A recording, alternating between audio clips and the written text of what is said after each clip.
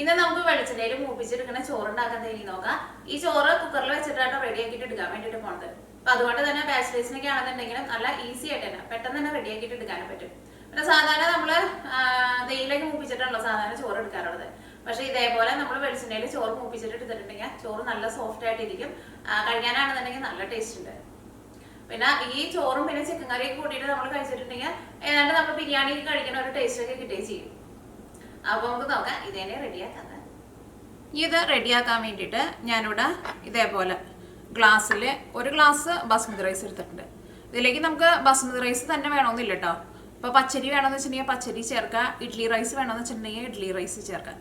സാധാരണ നമ്മുടെ കുത്തരി ചേർക്കണ്ട, കാരണം നമ്മൾ അത്രയ്ക്ക് വെള്ളം അങ്ങോട്ട് ചേർക്കണില്ല. പിന്നെ കുത്തിരിയൊക്കെ ആകുമ്പോൾ നമുക്ക് വെള്ളം ഊറ്റി കളയണമല്ലോ. അപ്പോൾ ഞാനിവിടെ ബസ്മതി റൈസ് ഇതേപോലെ ഒരു ഗ്ലാസ് എടുത്തിട്ടുണ്ട്. അപ്പോൾ ഇത് വേവിച്ചിട്ട് എടുക്കാൻ വേണ്ടിയിട്ട് ഈ സെയിം ഗ്ലാസ്സിൽ തന്നെ 1.5 ഗ്ലാസ് വെള്ളം എടുക്കണം. ഇത് നീക്കി വയ്ക്കേ. ചോറ് റെഡിയാക്കിയിട്ട് എടുക്കാൻ വേണ്ടിയിട്ട് പോണത് വെളിച്ചെണ്ണയിലാണ് റെഡിയാക്കിയിട്ട് എടുക്കുന്നത്. അത് നല്ല മണമുള്ള വെളിച്ചെണ്ണയൊക്കെ ആണെന്ന് വെച്ചിട്ടുണ്ടെങ്കിൽ നെയ്യിനേക്കാൾ നല്ല ടേസ്റ്റ് ഉണ്ടാവും. ഇതേപോലെ ഇങ്ങനെ വെളിച്ചെണ്ണയിൽ ചോറ് മൂപ്പിച്ചെടുത്തിട്ടുണ്ടെങ്കിൽ. അപ്പോൾ ഞാനിവിടെ വെളിച്ചെണ്ണ എടുത്തിട്ടുണ്ട്. ഇവിടെ തണുപ്പായതുകൊണ്ടാണ് കേട്ടോ വെളിച്ചെണ്ണ ഇങ്ങനെ കട്ട പിടിച്ചിട്ടിരിക്കുന്നത്. വെളിച്ചെണ്ണ ഞാൻ ചേർക്കുമ്പോൾ പറയട്ടെ എന്തോരം ചേർക്കണമെന്നുള്ളത്, കാരണം ഇതൊന്ന് മെൽറ്റാക്കിയിട്ട് എടുക്കണം. അപ്പോൾ ഇത് നീക്കി വയ്ക്കാം. ഇതിലേക്ക് താളിച്ച് ചേർക്കാൻ വേണ്ടിയിട്ട് 1 ടീസ്പൂൺ കടുക് വേണം. പിന്നെ വലിയ ജീരകം എന്ന് വെച്ചിട്ടുണ്ടെങ്കിൽ പെരിഞ്ജീരകം 1/2 ടീസ്പൂൺ വേണം. പിന്നെ ഞാനിവിടെ 2 നുള്ളു ഉലുവ എടുത്തിട്ടുണ്ട്. ഉലുവ കാണിക്കാം. ഇത്രയ്ക്കേ ഉള്ളൂ കേട്ടോ, ഒരുപാട് ചേർക്കണ്ട. ഒരുപാട് ചേർത്തിട്ടുണ്ടെങ്കിൽ കൈപ്രസം വരും.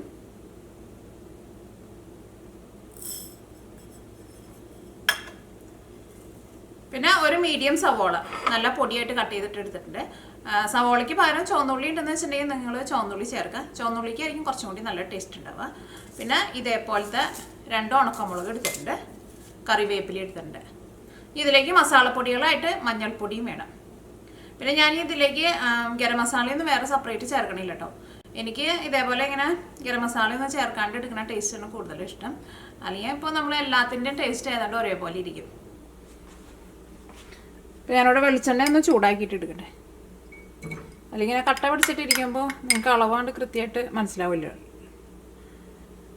പിന്നെ വെളിച്ചെണ്ണ ചേർക്കണേന് തന്നെ കറക്റ്റ് ഇത്രയ്ക്ക് തന്നെ വേണമെന്നില്ല. സവോള മൂപ്പിച്ചെടുക്കാൻ ആവശ്യത്തിനുള്ള വെളിച്ചെണ്ണയാണ് നമ്മൾ ചേർക്കുക.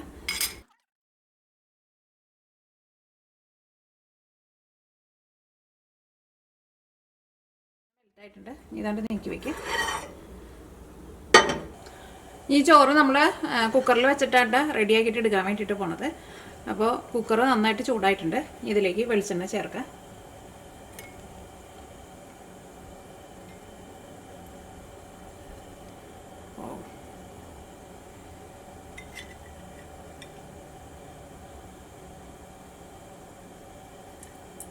ഒരു ഏകദേശം അളവിൽ ചേർക്കാം. ഇപ്പം ഞാനിവിടെ 4 ടേബിൾ സ്പൂൺ ചേർത്തു.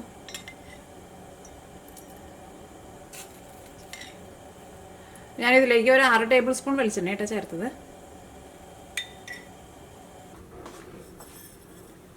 ഇതിലേക്ക് കടുക് ചേർക്കാം.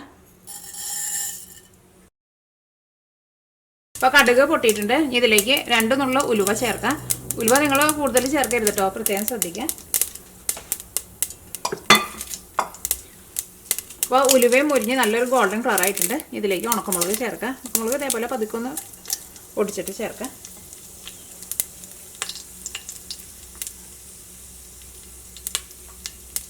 കറിവേപ്പിലയും ചേർക്കാം.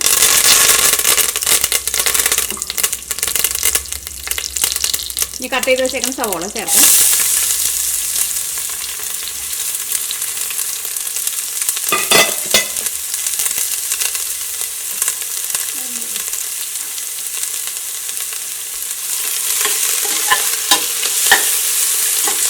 ഈ സവോള നന്നായിട്ട് മുരിഞ്ഞ് വരണം. സവോള മുരിഞ്ഞിട്ട് നല്ലൊരു ഗോൾഡൻ കളർ ആവണം.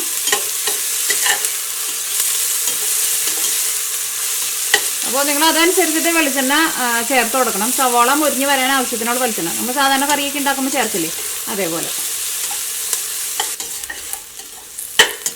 അപ്പോൾ നിങ്ങൾക്കിപ്പോൾ വെളിച്ചെണ്ണ വേണ്ടാന്ന് വെച്ചിട്ടുണ്ടെങ്കിൽ നെയ്യിലും ഇതേപോലെ തന്നെ ചെയ്തിട്ട് എടുക്കാം കേട്ടോ. പക്ഷേ നെയ്യൊന്നും എപ്പോഴും നമ്മുടെ വീട്ടിലുണ്ടാവില്ലല്ലോ. അപ്പോൾ വെളിച്ചെണ്ണ വെച്ച് ചെയ്താൽ നല്ല ടേസ്റ്റ് ഉണ്ടാവും. നല്ല മണമൊക്കെ ഉള്ള വെളിച്ചെണ്ണയ്ക്കാണെന്ന് വെച്ചിട്ടുണ്ടെങ്കിൽ നെയ്യിനേക്കാളും നല്ല ടേസ്റ്റ് ആയിരിക്കും. അപ്പോൾ സവാള ചെറുതായിട്ടൊന്ന് മുരിഞ്ഞു തുടങ്ങിയിട്ടുണ്ട്. ഇനി ഇതിലേക്ക് മഞ്ഞൾപ്പൊടി ചേർക്കാം. വേണ്ട, ആ മഞ്ഞൾപ്പൊടിയുടെ കൂടെ കിടന്നിട്ട് ഈ സവാള ഒന്നും കൂടി ഒന്ന് മുരിഞ്ഞ് കിട്ടും. ഞാനിതിലേക്ക് 1/4 ടേബിൾ സ്പൂൺ മഞ്ഞൾപ്പൊടി ചേർക്കുന്നുണ്ട്. 1 ടേബിൾ സ്പൂൺ വെളിച്ചെണ്ണ കൂടി ചേർക്കുന്നുണ്ട് കേട്ടോ.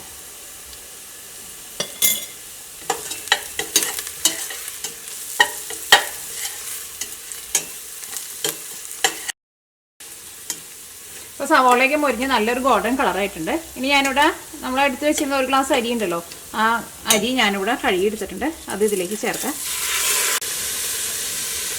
ഇനി ഇതിലേക്ക് ആ സെയിം ഗ്ലാസ്സിൽ തന്നെ 1.5 ഗ്ലാസ് വെള്ളം ചേർക്കണം. ഇതൊന്ന് മിക്സ് ചെയ്ത് കഴിഞ്ഞിട്ട് വെള്ളം ചേർക്കാം.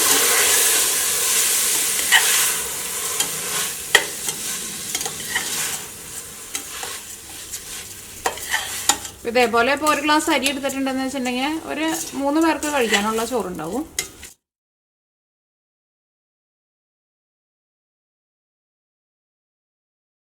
ഒരു ഗ്ലാസ് അരി എടുത്തിട്ടുണ്ടെങ്കിൽ ഇതൊരു 3 അല്ലെങ്കിൽ 4 പേർക്ക് കഴിക്കാനുള്ള ചോറുണ്ടാവും. ഇതിലേക്ക് 1.5 ഗ്ലാസ് വെള്ളം ചേർക്കാം. ഇനി നമ്മൾ ചേർക്കാൻ പോണ വെള്ളത്തിലേക്ക് ഉപ്പ് ചേർക്കണം. ഉപ്പ് ചേർത്ത് കഴിഞ്ഞിട്ട് വെള്ളത്തിൻ്റെ ടേസ്റ്റ് നോക്കാം. വെള്ളത്തിൽ ഉപ്പ് കുറച്ചൊന്ന് കൂടി നിൽക്കണം. അപ്പോഴായിരിക്കുമല്ലോ നമ്മുടെ ചോറിലേക്കുള്ള ഉപ്പും കൂടിയിട്ടുണ്ടാവുക.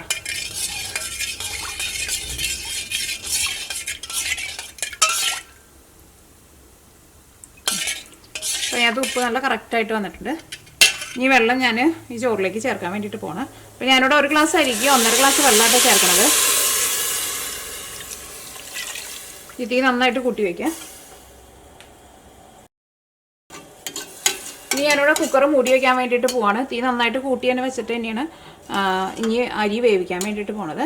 അപ്പോൾ ഇത് നമ്മളിപ്പോൾ 1 ഗ്ലാസ് അരി എന്ന് പറയുമ്പോൾ കുറച്ചല്ലേ ഉള്ളൂ. സാധാരണ നമ്മൾ കുക്കറിലേക്കും കുറച്ച് സാധനങ്ങളിട്ട് വേവിക്കുമ്പോൾ കുറച്ച് സമയം കൂടുതലെടുക്കും. അപ്പോൾ ഞാനിപ്പോൾ 1 ഗ്ലാസ് അരി എടുത്തതുകൊണ്ട് ഈ കുക്കറിൽ നിന്ന് 2 വിസിൽ വന്നു കഴിഞ്ഞിട്ട് വേണം തീ ഓഫ് ചെയ്യാൻ വേണ്ടിയിട്ട്. ഇനിയിപ്പോൾ നിങ്ങൾ ഇതിൻ്റെ ഡബിൾ എടുക്കാമെന്ന് വെച്ചിട്ടുണ്ടെങ്കിൽ 1 വിസിൽ വന്നു കഴിഞ്ഞ് കഴിയുമ്പോൾ തീ ഓഫ് ചെയ്യുക. അപ്പോൾ ഇത് മൂടി വയ്ക്കുക. ഞാനിവിടെ കുക്കർ മൂടി വയ്ക്കാൻ വേണ്ടിയിട്ട് പോവാണ്. ഇപ്പോൾ 2 വിസിൽ വന്നു കഴിഞ്ഞ് കഴിയുമ്പോൾ തീ ഓഫ് ചെയ്യുക.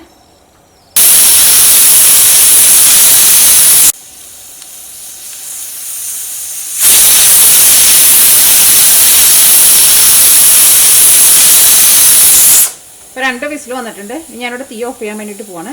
ഇനി കുക്കറിൻ്റെ ഉള്ളിൽ നിന്ന് ആവി മുഴുവനും പോയി കഴിഞ്ഞ് കഴിഞ്ഞിട്ട് വേണം കുക്കർ തുറക്കാൻ വേണ്ടിയിട്ട്. പക്ഷെ ആവി മുഴുവനും പോയി കഴിഞ്ഞാൽ അപ്പോൾ തന്നെ കുക്കർ തുറക്കണ്ട.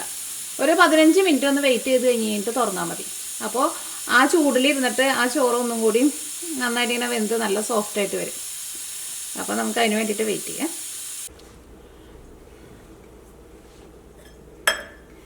ഇപ്പോൾ കുക്കറിൻ്റെ ഉള്ളിൽ നിന്ന് ആവി മുഴുവനും പോയിട്ടുണ്ട്. പോയി കഴിഞ്ഞിട്ട് ഇപ്പോൾ ഒരു 15 മിനിറ്റ് കഴിഞ്ഞിട്ടുണ്ട് കേട്ടോ. ഇനി നമുക്ക് കുക്കർ തുറക്കാം.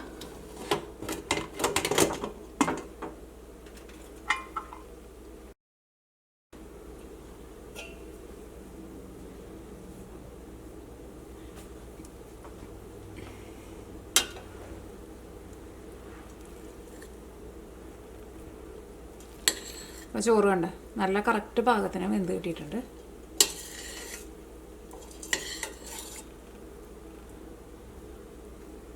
വെളിച്ചെണ്ണയുടെയൊക്കെ നല്ലൊരു മണവും വരുന്നുണ്ട്.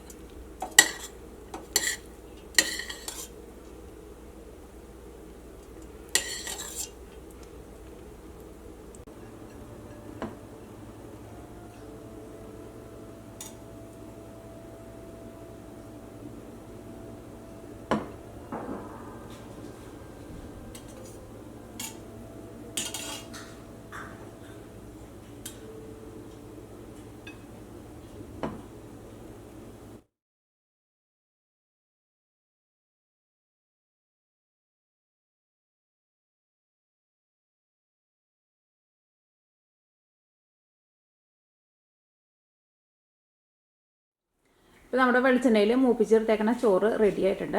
ഈ ചോറ് വെറുതെ കഴിക്കാനാണെങ്കിലും നല്ല ടേസ്റ്റ് ഉണ്ടാവും. അല്ലെങ്കിൽ ഇപ്പോൾ ചിക്കൻ കറിയൊക്കെ കൂട്ടിയിട്ട് കഴിച്ചിട്ടുണ്ടെങ്കിൽ ഏതാണ്ട് നമ്മൾ ബിരിയാണിയൊക്കെ കഴിക്കുന്ന ഒരു ടേസ്റ്റൊക്കെ ഉണ്ടാവും. അപ്പോൾ നല്ല മണമുള്ള വെളിച്ചെണ്ണയ്ക്കാണെന്ന് വെച്ചിട്ടുണ്ടെങ്കിൽ നല്ല ടേസ്റ്റ് ആയിരിക്കും.